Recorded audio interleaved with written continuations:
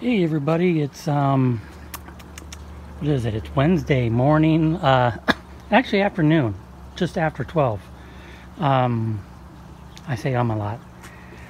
It's a nice day out here. It's actually kind of warm, but we have a major storm coming in late tonight, early tomorrow morning. In fact, I think LA and Santa Barbara area are already getting hammered, and they're going to get the brunt of it. It's kind of like what they call atmospheric river. So we're going to pick up a little bit of it tomorrow through Friday. So I just kind of want to do a quick video here, a little bit of an update and a little bit of an overview of the whole system, since I haven't really done an overview for maybe the new people stumbling on the video. You can go back and watch older videos, but give you an overview of the whole system as a whole.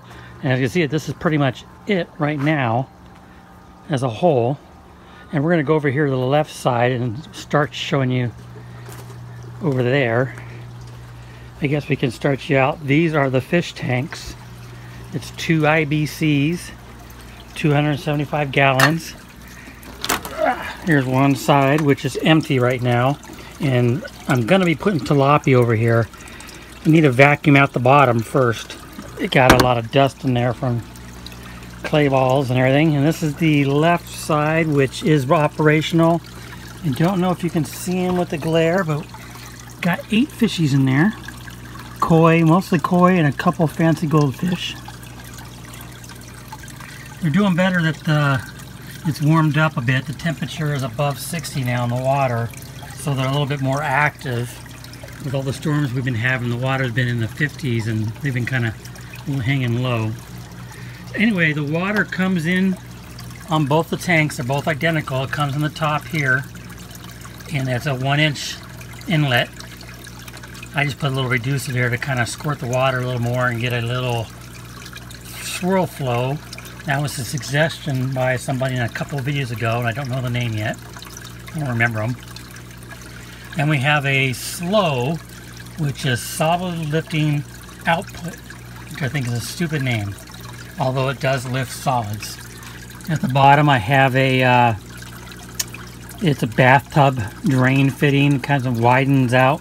And actually on this one I've kept the little drain grill on the bottom there so the smaller goldfish don't get sucked up. And I'll probably remove that down the road to get a little more flow going throughout that. So both tanks have, and I'll swing around the back side, both tanks have the outputs. You can see here in their valve, in case I want to shut them off to do any cleaning. You can see the bottom pipe. I have clean outs on both ends, so you know, like if any gunk's going to get filled up anywhere, it's going to be in this pipe because there's no filter or anything. So I have it so I can shut it off and then open up both ends and hose it out if I need to. And here's the inputs to both tanks. Again, valves so I can control each tank's flow or shut it off if I need to. And the outputs of the slows go in here at the bottom, down here, there's my finger, into our solids filter. What this is a bucket. I cut out a hole in the lid, and I cut out a hole in the bottom of the bucket, and the bucket sits in there, and you can even see some of the smaller particles that aren't heavy enough to float down. But what this does is this bucket takes the flow of water and directs it downward, and the heavier solids will settle to the bottom. And I need to clean this out probably this week or after the storm. And so they sit in the bottom, so the cleaner water comes up the sides and flows into here. In both these I have a little input, and there's a little elbow down there, so when I turn this on it will suck the solids out and some water. What I'll probably do is have a bucket underneath here with a painter's net filter here, so I can take the water and throw it into the sump tank and not waste it, but collect out the solids that I can dispose of or use in other more traditional plants. So it's going into here next through whatever you want to call those things. And this is the biofilter with the K1 media, and I have a air stone at the bottom. It's supposed to be at the bottom. I don't know if it's floated up or anything. No, it's still at the bottom. And the media attracts the bacteria. The bacteria grows and eats the ammonia and does the nitrites and nitrates and the circle of life and all that. You guys probably know that by now watching all the other videos. And then it goes into here, which I'm working on a new larger screen pipe with a T there, because I'm afraid that maybe some of this K1 media is kind of slowing some of the flow down. And I have air stones in the fish beds as well, and those air hoses right now come into here, which houses my power and the air pump. So water from the biomedia comes out here, down the line there. Where's my finger? There's my finger. Down the line here, down into the sump tank. So this is where all the water is collected in the system. This is where I dose additives to the system as well. You see the pump down there. Last video I had, I replaced that pump. This one's a much more powerful. And it pumps the water up. And let's go to the back side. Up into here, I have a bypass valve, which I have on a little bit right now to kind of reduce some of the pressure, so I don't blow everything out. And then this one here goes back and feeds the fish tanks, keeps them at a constant level. The far left one there goes out and feeds all the beds, and we'll get to that. And this one's for future, in case I want to put some stuff out there later, which we decided we're going to put trees out there, or we might be putting vertical pipes for strawberries on the wall here, so I can go feed that over there. But right now I'm using it to feed my dosing bucket, and I can show you that real quick. And that's the return from all the beds, return from the fish tanks.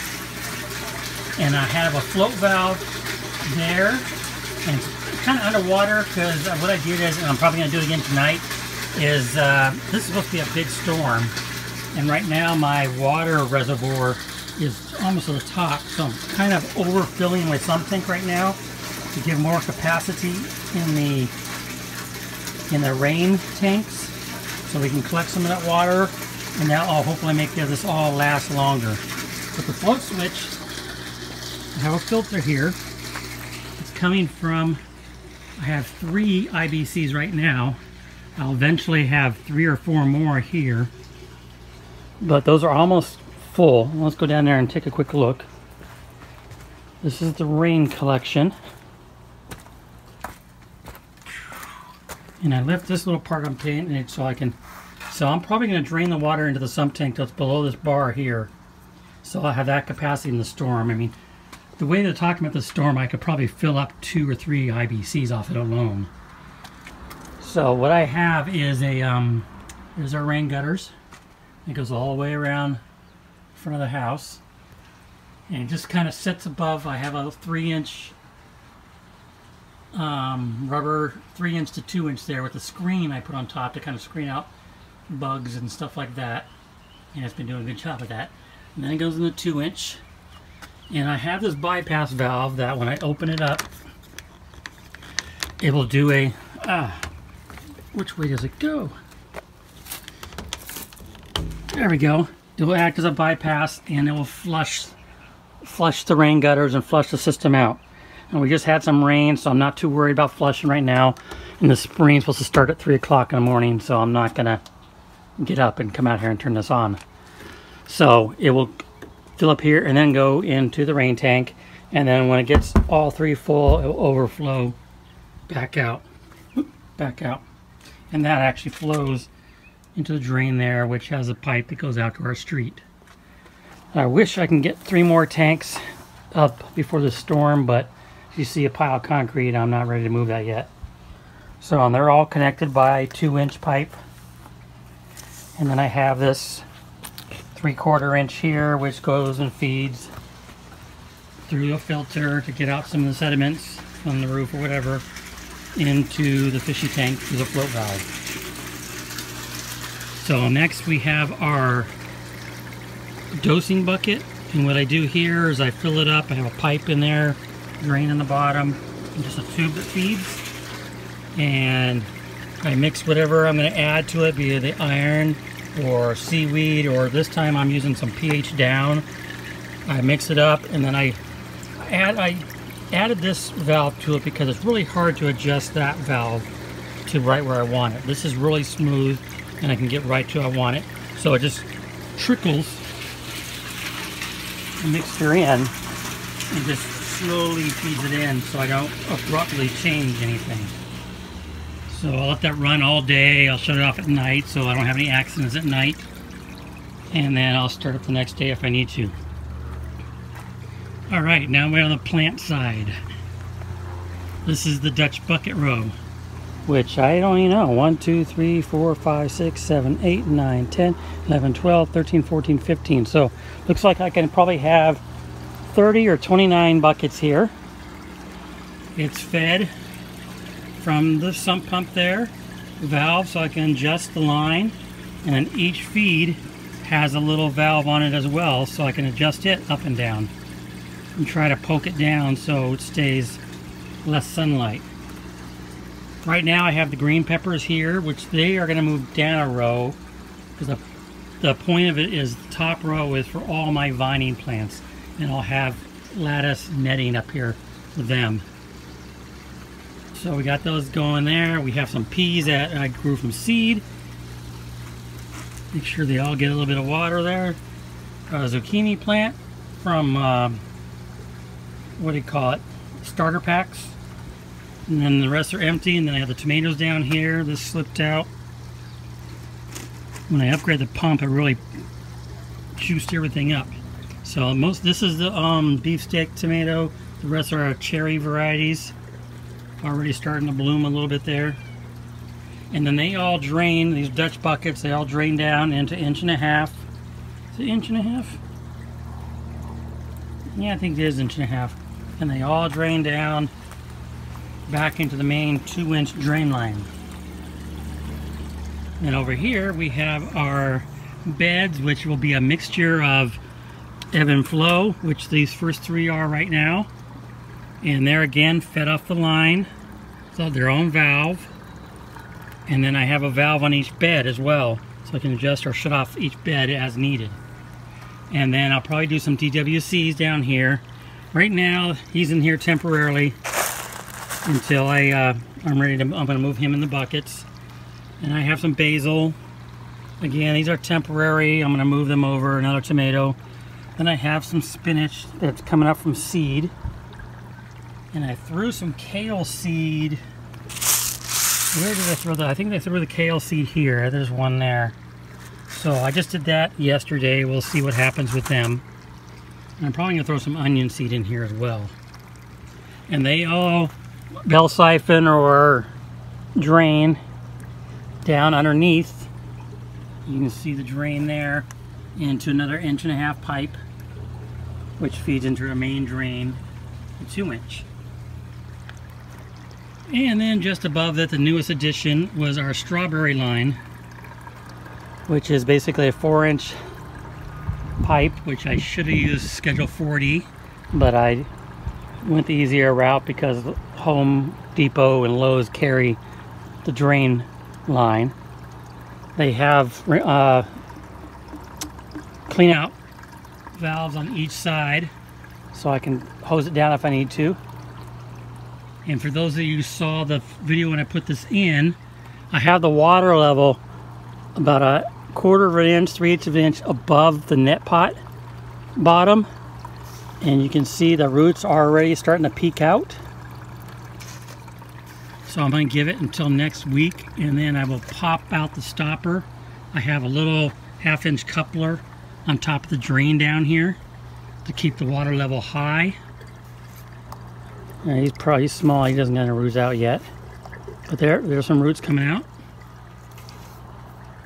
So I'll pop that coupler out, and now I'll lower the water level. The water level down here is a little bit higher because of the way it's directed. And that just drains right down into the 1.5 inch line from the beds. Yeah, you can see down there. I can't see because of the camera glare in the sun. But if you can see down there, great.